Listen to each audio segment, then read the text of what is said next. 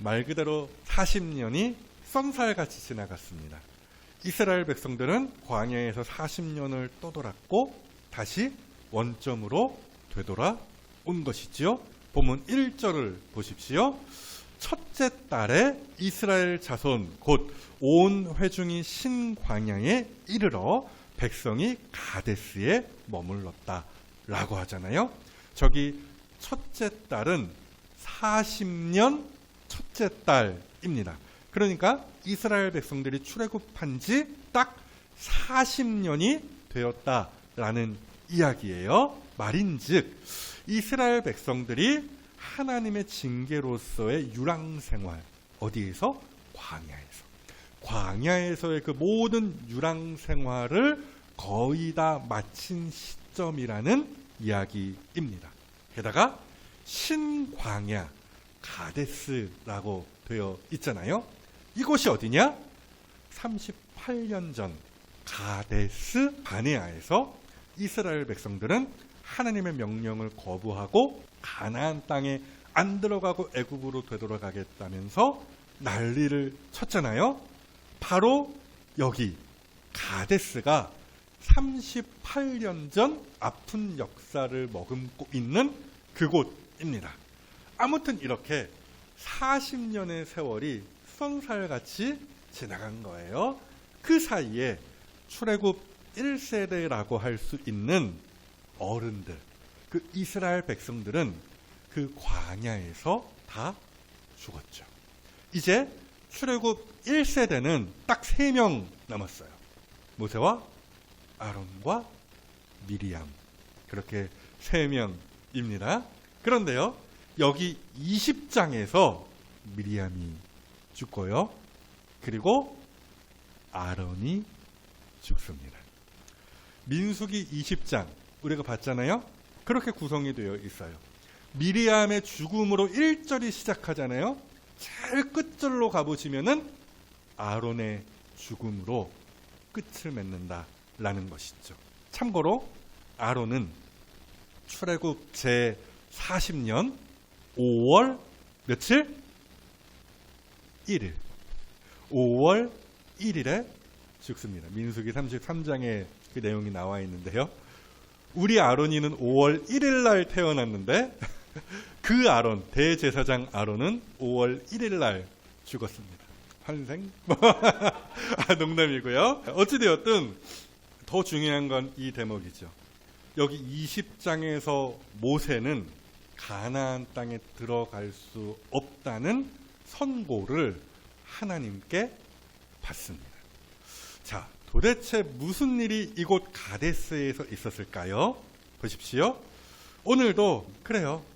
이스라엘 백성들은 모세와 아론을 원망합니다. 세대가 바뀌었어요. 출애굽 1세대는 다 죽고 없어졌고 출애굽 2세대, 출애굽할 때 막 어린 아이들, 이런 아이들 포함하여서 광야에서 태어난 그 세대가 지금 이 이스라엘 백성들이라는 것이죠. 그렇게 세대가 바뀌었음에도 바뀐 건 사실상 하나도 없었다더라는 이야기죠. 아무튼지 간에 이스라엘 백성들은 이 가데스에 머무는 중에 물이 부족함으로 말미암아 모세와 아론을 원망하지요. 또 이스라엘 백성들은 이곳 광야를 애굽과 비교하면서 여기에는 씨를 심을 곳도 없고 무화과도 없고 포도도 없고 석류도 없고 게다가 마실 물도 없네, 이런 식으로 불평을 하셨습니다.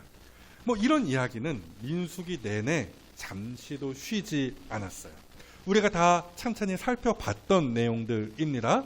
민수기 10장에서 이스라엘 백성들이 멋들어지게 광야에서 행진하기를 시작했거든요. 하지만 이 이스라엘 백성들은 곧바로 불평하기를 시작했어요. 이에 하나님께서 진노의 불을 내리셔서 그 이스라엘 진영 끝을 사르셨다라는 이야기를 우리가 보았죠.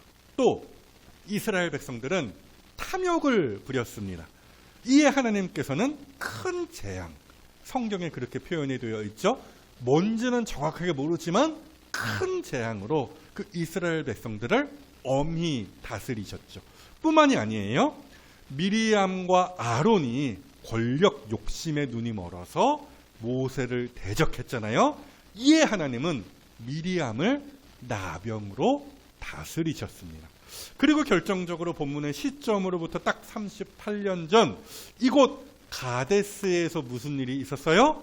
하나님께서 주겠노라 거듭 약속하셨음에도 불구하고 이스라엘 백성들은 그 땅에 들어가기를 거부했잖아요. 이에 하나님께서는 이스라엘 백성들이 가나안 땅에 들어가는 일을 40년간, 정확하게 그 시점으로부터는 38년간 미루셨죠. 그런데요, 보십시오. 오늘도 똑같아요. 역사는 반복이 되는 것 같아요. 이스라엘 백성들이 그 광야 40년 동안 말하자면 훈련을 받았거든요. 불평과 다툼의 결과가 참으로 일이 끔찍하다라는 사실을 그 광야에서 말 그대로 40년간 구르면서 뼈저리게 배웠죠. 그런데도 하는 짓이 똑같았다라는 거예요. 그렇죠? 아무튼지간에 이에 모세는 하나님께 나아가 엎드려요. 본문 6절 말씀이죠. 모세와 아론 이야기는 뺍니다. 제가 어찌되었든 모세와 아론이 회중 앞을 지나 회막 문에 이르러 엎드림에 그때 여호와의 영광이 그들에게 나타났다라는 것인데요. 어찌되었든 저 엎드림이 어떤 엎드림이었겠습니까? 이전 같았다라고 한다면 하나님 help me, 날 좀 도와줘요. 아니면 하나님 저 어리석은 백성들의 죄를 용서하여 주옵소서. 뭐 이런 기도의 엎드림이었겠지만 아마도 맞아요. 이건 오늘 이 모세의 엎드림은 이를 가는 엎드림이었을 것 같습니다. 그러니까 모세의 마음속의 그 이야기를 대충 만들어 보면은 이럴 것 같아요. 하나님, 38년 전에 이 가데스 바네아에서 저 백성들이 하나님을 반역함으로써 우리가 38년 동안 이 광야를 헤매지 않았습니다. 근데 쟤네들 또 저래요. 이곳 가데스에서 쟤네들 또 저래요. 이 지긋지긋한 이 악한 백성들 하나님 혼내주세요. 이것들 때문에 내가 힘들어 죽겠습니다. 어쨌든 하나님 앞에 엎드림이었지만 그 안에 분노가 가득 찬 엎드림이 아니었을까 하는 것이죠. 그래서 실제로 하나님께서 저렇게 짠하고 나타나셨을 때, 그렇죠? 그때 아마도 모세는 속으로 뭐랄까요? 통쾌해하면서 이렇게 생각을 했을 것 같아요. 오케이, 하나님 나타나셨어. 하나님 등장하셨어. 너희들 다 죽었어. 그렇죠? 하지만 하나님은 별 말씀이 없으셨어요. 이어지는 7절 이하의 말씀 보시죠. 여호와께서 모세에게 말씀하여 이르시되 지팡이를 가지고 내 형 아론과 함께 회중을 모으고 그들의 목전에서 너희는 반석에게 명령하여 물을 내라 하라. 내가 그 반석이 물을 내게 하여 회중과 그들의 짐승에게 마시게 할지니라. 무슨 얘기예요? 무슨 분위기입니까? 그래, 하나님 하시는 말씀이 그거예요. 오케이, 물 줄게. 목말랐지? 힘들었지? 물 줄게 하시고 끝. 이거예요. 별다른 말씀이 없으셨다라는 거예요. 모세의 기대와 다르게. 그렇죠? 이때 모세의 심정이 어땠을까? 상상을 해보면 저는 상상이 좀 가더라고요. 아마도 선지자 요나의 심정과 비슷하지 않았을까 하는 것이죠. 뭐 자세한 설명은 생략하고요. 선지자 요나가 하나님께 대하여 화를 낸 적이 한번 있었거든요. 요는 이거예요. 요나가 하나님 앞에서 그렇게 따졌던 거예요. 하나님, 왜 그렇게 자비로우세요?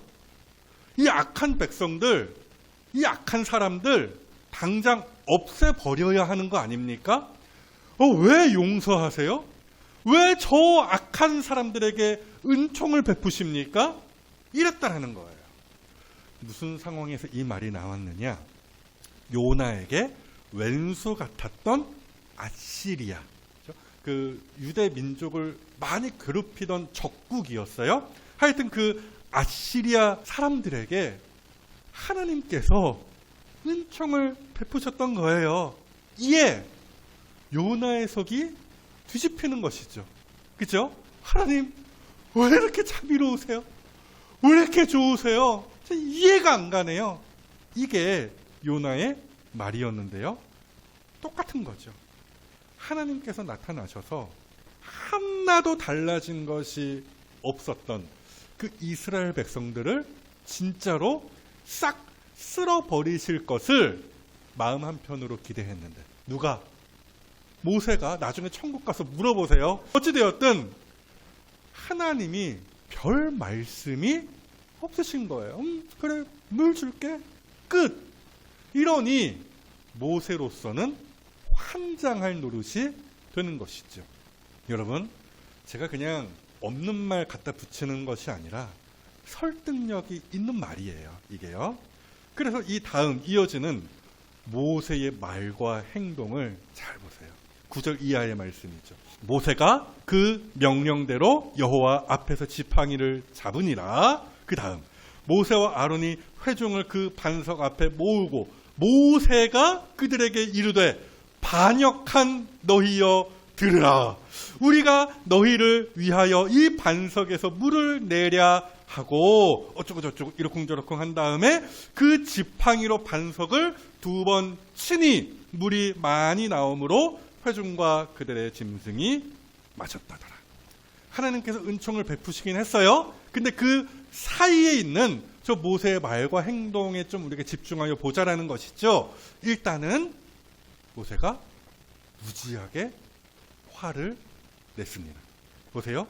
모세의 행동이 얼마나 과격합니까? 하나님은 분명히 모세에게 뭐라고 아까 말씀하셨냐면은 반석에게 명령하여 물을 내라. 말하여, 그렇죠? 그 표현이 딱 그거예요. 말하라는 거예요. 말하라. 열려라. 참게. 뭐 그런 거죠. 말하자면 반석 앞에서 손을 들고서 열려라. 반석이여. 물을 내거라. 이렇게 명령을 하면 물이 나올 거라고 하나님께서 말씀하셨거든요.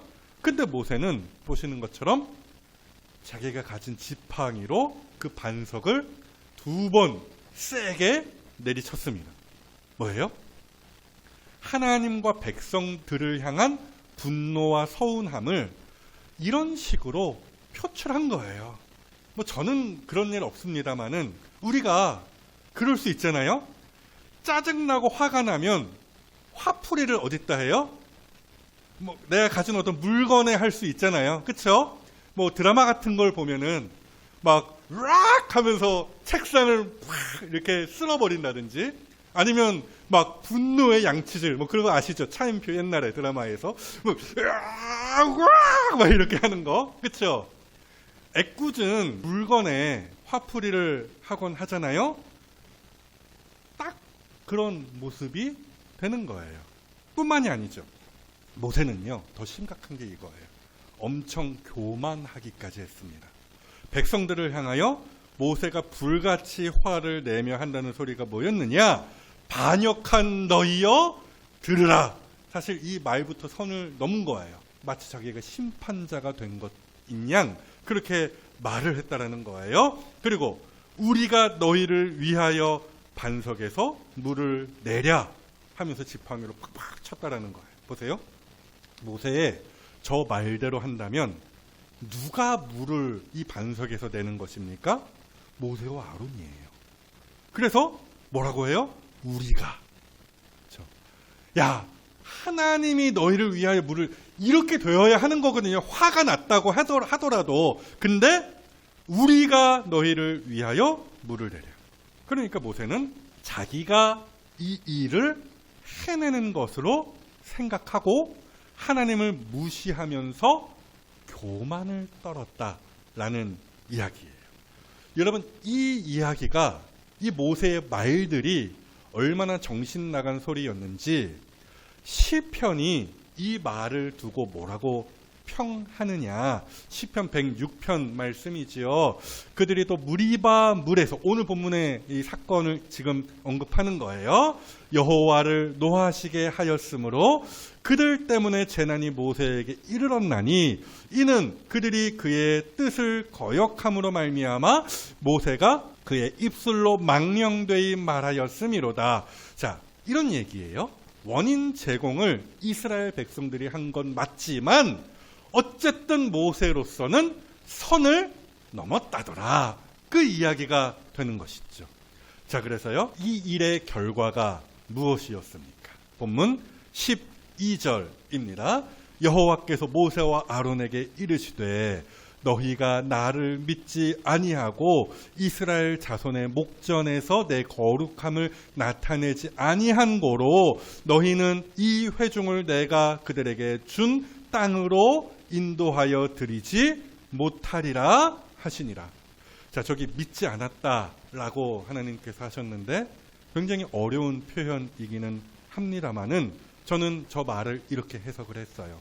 이스라엘 백성들이 벌을 받든 상을 받든, 그렇죠? 징계를 받든 뭘 하든 하나님이 알아서 하시는 것인데 그걸 신뢰하고 믿지 못하고 기다리지 못하고 모세가 나댔다라는 것이죠. 또 거룩함을 나타내지 아니하였다라고도 하시잖아요.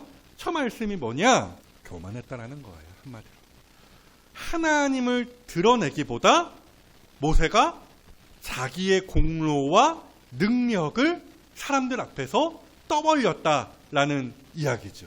이에 모세 아웃, 한 번에 와장, 너는 가나안 땅에 들어가지 못한다는 판정을 오늘 모세가 받습니다. 여러분, 되게 가혹한 판정이죠. 지금껏 겁나게 고생한 모세와 아론인데 이 일 하나로 아웃 판정을 받았다라는 거잖아요. 그럼에도 저는 그런 생각을 해봐요. 아하, 하나님께서는 이 지도자들에게 보다 높은 수준을 요구하시는구나. 저는 개인적으로 이런 생각을 해보았습니다. 아무튼지 간에 사랑하는 여러분, 그러면 오늘 이 본문의 사건을 보며 우리가 오늘 얻어야 하는 교훈 무엇일까요? 저는 두 가지를 꼽아 보았는데요. 첫째, 한번 따라해 보십시오. 욱하는 성질을 죽이라. 욱하는 성질을 죽이라. 자, 한 인터넷 커뮤니티에 올라온 글의 내용이에요. 그 글을 제가 적당하게 편집을 했어요. 제목은 이래요. 아내가 외도를 하는 것 같습니다. 제목이 이랬어요. 그냥 인터넷에 올라온 글이에요. 제가 글을 이렇게 편집했습니다. 저는 29살이고 결혼 3년 차입니다. 얼마 전부터 아내가 오전에 운동한다고 나가서 서너 시간씩 연락이 끊깁니다. 헬스장이나 등산 가는 것도 아닌데 그래서 몇 번 출근한 척 하고서 아내를 남몰래 미행해 보았지만 그게 영화처럼 쉽진 않더군요. 아내에게 대놓고 물어보고 싶었지만 용기가 나지도 않았습니다. 어쩔 수 없이 탐정, 유명한 탐정, 뭐 그런 탐정사무소 가끔씩 있잖아요. 탐정이 요즘에 그런 일들을 많이 하는 것 같아요. 탐정을 고용해서 아내가 그 시간에 뭘 하는지 알아봐 달라고 했습니다. 마침 방금 전 탐정사무소에서 연락이 왔네요. 이따 저녁에 퇴근하고서 알려준다고 합니다. 긴장이 되어서 도무지 일이 손에 잡히지 않네요. 그리고 그 다음 날에 후기가 올라왔습니다. 여러분, 좋은 소식과 나쁜 소식이 하나씩 있습니다. 먼저 좋은 소식은 외도가 아니라는 사실입니다. 아내는 오전마다 고아원과 양로원에 가서 일을 했던 것입니다. 그래서 그 시간에 연락이 안 되었던 것이었죠. 나쁜 소식도 하나 있습니다. 아내가 그렇게 아침마다 고아원과 양로원에 나아가서 일을 한 이유는 뭐였을까요? 보복 운전으로 사회봉사 명령 선고를 받아서 여러분 보세요.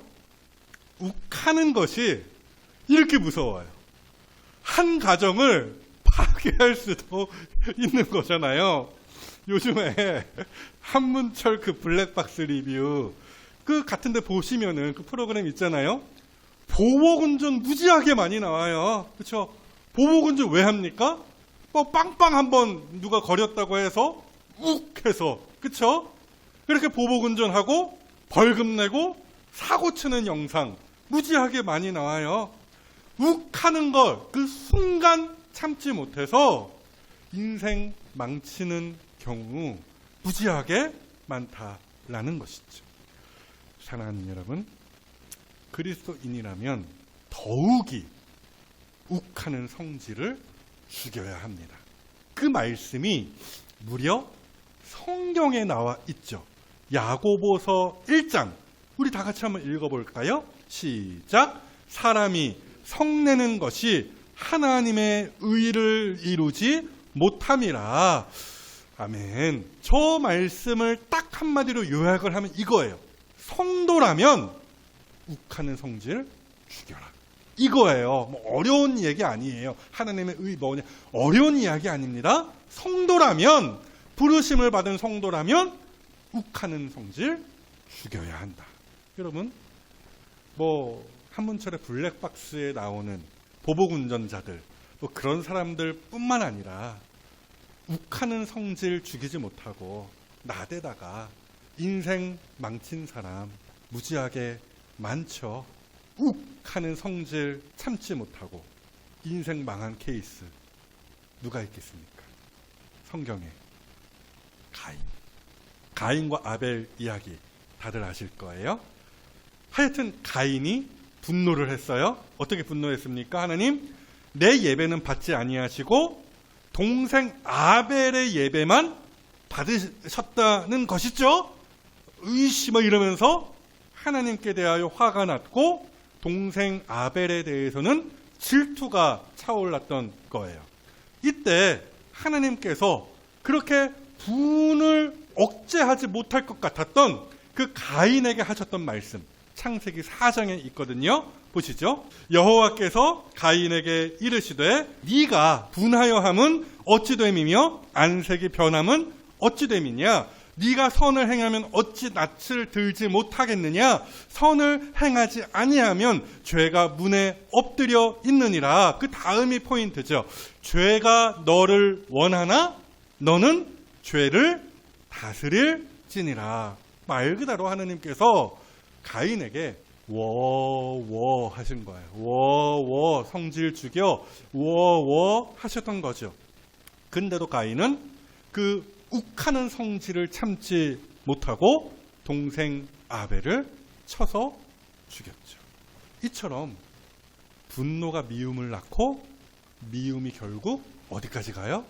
살인에 이른다라는 것이죠. 그러므로 사랑하는 여러분, 매사에 성질 죽이십시오. 욱하는 단계에서 커트하지 못하면 결과가 매우 끔찍할 수 있기 때문이죠. 얼마 전에 한문철 변호사가 했던 말인데요. 차 사고가 나서 차에 불이 붙었을 때 그 불씨가 요만할 때 냉큼 소화기를 들고 그 불을 끄는 게 초기 진압하는 것이 그렇게 중요하다라고 말을 하더라고요. 초기에 불을 잡지 못하면 소방차로도 못 끄는 큰 불이 된다라는 것이죠. 마찬가지예요. 불을 초기에 잡아야 하는 것처럼 분을 초반에 잡지 못하면 걷잡을 수 없이 커진다라는 이야기예요. 자, 그래서요, 시편의 저 말씀 우리 다 같이 한번 읽어보십시다. 시작. 분을 그치고 노를 버리며 불평하지 말라. 오히려 악을 만들 뿐이라. 아멘. 분을 커트해내지 못하면 결과는 끔찍하다. 그럴 수 있다라는 가르침이죠. 그래서요, 바라기로는 참 쉽진 않으시겠지만 이번 한 주를 사시면서 욱 할 때마다 마음을 다스리시, 그렇죠? 마음을 어떻게 다스리시는 하나님의 용사들이 다 되어주시기를 우리를 성도로 부르신 예수님의 이름으로 먼저 축복합니다. 여기에서 한 걸음 더 나아가서 본문의 사건을 통하여 우리가 얻을 수 있는 교훈, 둘째 무엇일까요? 한 번 더 따라해 보십시오. 하나님을 드러내자. 하나님을 드러내자라는 것이죠. 모세의 일을 보면서 우리가 무엇을 깨닫습니까? 아하, 내 인생 최대의 목표요 사명은 결국 뭐냐? 하나님의 거룩함, 하나님의 그 어떠하심을 드러내는 것이구나. 이것을 깨달을 수 있죠. 그러니까 하나님께서 모세에게 원하셨던 그 한 가지가 무엇이었냐? 광야에서 수백만 명의 이스라엘 백성들을 이끄는 위대한 지도자가 되는 것이었냐? 아니었고, 홍해를 가르고 반석에서 물을 내는 능력 있는 지도자였냐? 그것도 아니었어요. 그런 일은 누가 하시는 거예요? 하나님이 하시는 것이죠. 어찌되었든 그런 걸출한 모습을 하나님께서 모세에게 그 광야에서 민수기 역사 가운데에서 원하셨다라고 한다면 모세는 몇 점 맞았을 것 같아요? 100점. 모세는 100점 만점으로 가나안 땅에 입성했을 거예요. 그런데 모세가 미끄러졌잖아요. 이 대목에서 하나님께서 진정 모세에게 또 우리에게 동일하게 원하시는 그 한 가지가 무엇인지를 발견해낼 수 있다라는 거예요. 자, 그렇다면 하나님께서 모세에게 원하셨던 그 한 가지 무엇이었을까요? 자, 오늘 하나님께서 모세에게 하신 그 말씀 곱씹어 보세요. 모세야, 너는 내 거룩함을 사람들 앞에서 드러내지를 못하였구나. 무슨 말씀입니까?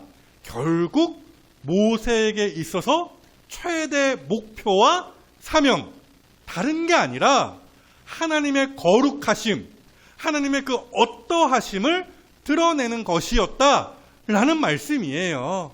여러분 마찬가지죠? 무엇을 먹을까? 무엇을 마실까? 무엇을 입을까? 염려하지 말라는 것이죠. 왜요? 하나님께서 다 알아서 하시는 부분이니까요. 어떻게 하면 사업이 번창할까? 어떻게 하면 교회가 커질까? 어떻게 하면 노후가 편안할까? 염려하지도 말라 하시는 것이죠. 왜요?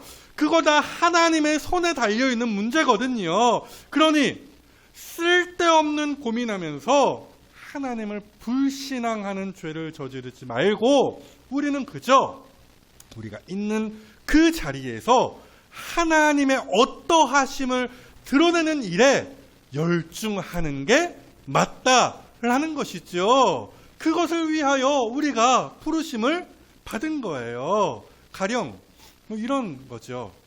김아무개 선생님, 당신은 다른 사람들과 다르네요. 그러면 김아무개 선생님이 뭐라고 이야기해요? 그래요? 저 교회 다녀요. 하나님 믿는 사람이거든요. 그러면 이 사람이 어떻게 반응하겠어요? 어쩐지 당신을 보니까 나도 하나님을 믿고 싶군요. 여러분, 이게 성공한 인생의 모습이에요. 뭐 커다란 일하고 뭐 대단한 업적을 세우고 그럼 성공했다라고들 이야기하겠지만 사실 아니에요. 하나님을 온전히 드러내고 이 사람들로 하여금 하나님께 영광 돌리게 하는 그러한 삶이야말로 성공한 인생임을 성경이 우리에게 꾸준히 가르치죠.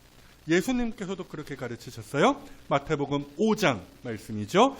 이같이 너희 빛을 사람 앞에 비치게 하여 그들로 너희 착한 행실을 보고 하늘에 계신 너희 아버지께 영광을 돌리게 하라.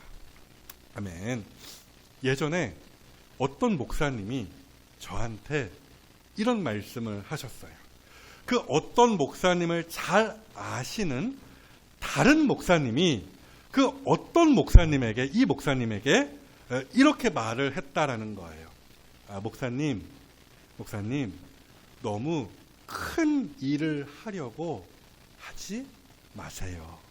막 의욕이 넘치니까 모르겠습니다만은 어찌되었든 그 나이가 되게 많으신 목사님이거든요. 이분은 젊은 목사님이시고 어쨌든 그랬다는 거예요. 너무 큰 일을 하려고 하지 마세요.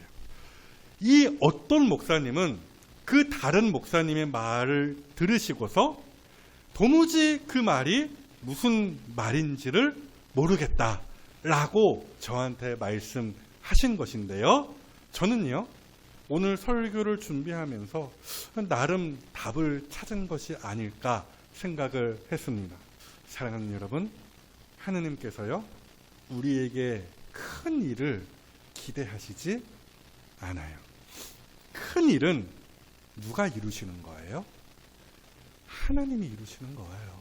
다만 그렇게 우리는 부르신 그 자리에서 그 말씀의 원리를 조차 선하게 살면 되는 것이지요. 끝으로 베드로전서의 저 말씀 우리 다 같이 좀 길지만 읽고서 이 설교를 마치겠습니다. 시작. 너희는 택하신 족속이요 왕같은 제사장들이요 거룩한 나라요 그의 소유가 된 백성이니 이는 너희를 어두운 데서 불러내어 그의 기이한 빛에 들어가게 하신 이의 아름다운 덕을 선포하게 하려 하심이라. 아멘. 말인즉 그리스도인으로서의 그 인생 최대의 목표와 사명은 하나님을 드러내는 것이라는 말씀이에요. 부디 한 주간 세상 속에 나아가 사시면서 하나님의 어떠하심을 드러내시는, 주의 빛을 받아서 주의 빛을 세상에 비추시는 그러한 소금이요 빛이 되시는 이 자리의 성도들이 다 되어주시기를 우리를 구원하신 예수님의 이름으로 축복합니다.